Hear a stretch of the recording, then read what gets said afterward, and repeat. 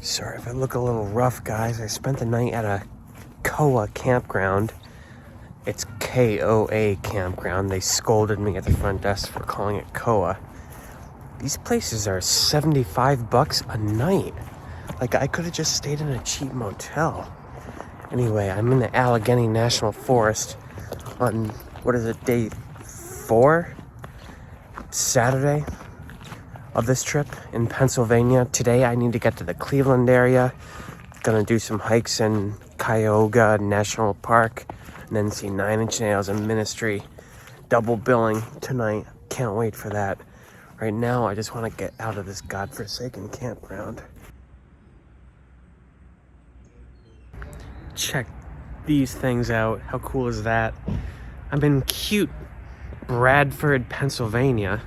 I should have just stayed here last night. It looks like a cool little town. This happens to be the home of two famous brands, Zippo Lighter and Case Knives. And they have this museum that you can't help but see from the highway. The Zippo Case Museum, which is pretty impressive. They've got some cool cars parked out here. I thought I'd stop in and check it out.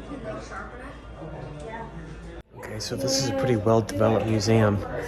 You enter through the gift shop, which is the standard nowadays, but they have a ton of cool, weird little lighters over here. I think I might have to buy something. About that for an Iron Throne. Yeah, apparently admission to the museum is free, but I did buy something at the gift shop just to patronize them. There's a really interesting timeline in here as soon as you enter. Yeah, Zippo Lighters. Case started in 1889. First chewing gum was also invented around here. That's kind of crazy. Apparently this part of Pennsylvania, which is the Allegheny Mountains, was originally oil country back in the 1880s. Lots of history here. Pretty cool to see. I haven't really explored this part of Pennsylvania much. This is up near the Great Lakes, near Lake Erie.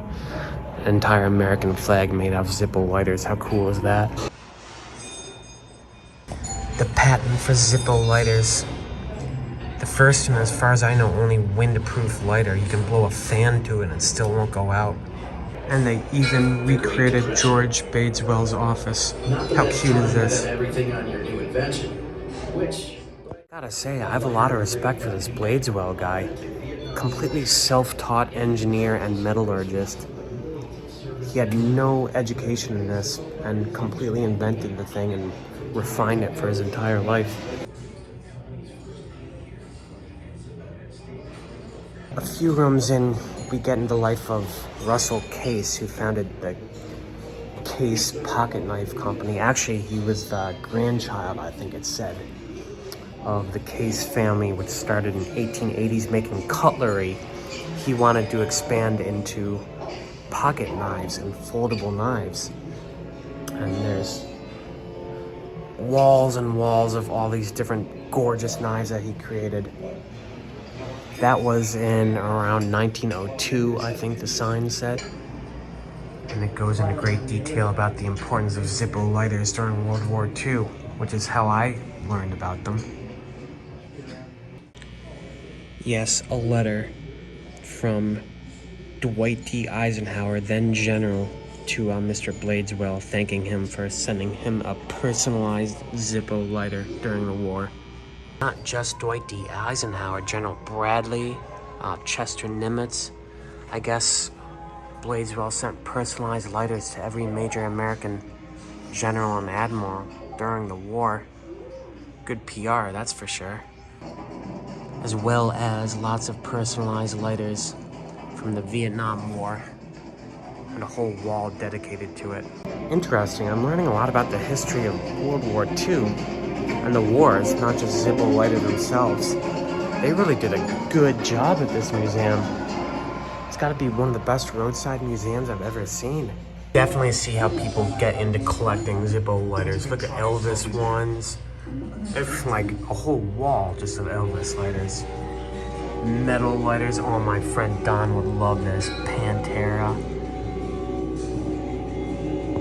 Cases and cases and cases of Zippo lighters and pocket knives. Yeah, this place is very, very cool. And if you ever send your Zippo lighter in to get repaired, this is where it's done. The repair shop. I guess they don't work on Saturdays. All right, I recognize this machine. I love these things. It was made by a guy in like the 60s and 70s. I wish I could remember his name. I'll find it and throw it up there. But there's one of these in the Port Authority in New York City, and another one in the Allendale Underground in Pittsfield, Massachusetts, where I was born and raised. We spent hours just watching the balls go through these crazy contraptions.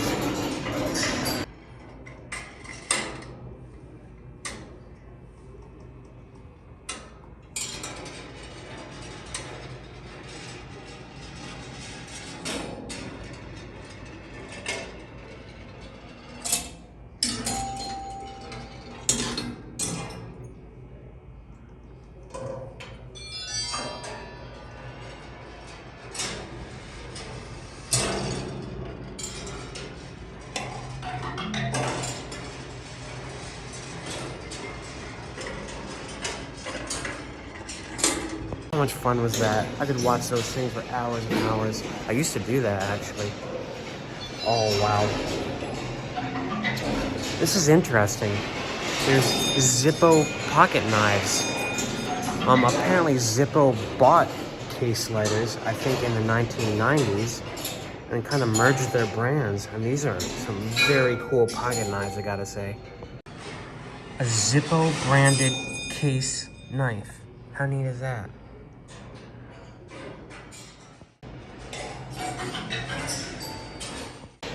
The museum really kind of walks you through the history. Kind of on a sad note, they operated a factory in Canada up until 20 years ago, and then it shut down. But this place is still going strong as far as I can tell, and this museum is very well maintained. This is very cute. Looks like I'm coming back to the gift shop. Yeah, well, I need to drive to the Cleveland area, which is like 5 hours from here, so I think I'm gonna wrap things up here. The Zippo Case Lighter Museum, folks, in Bradford, Pennsylvania. Very, very cool.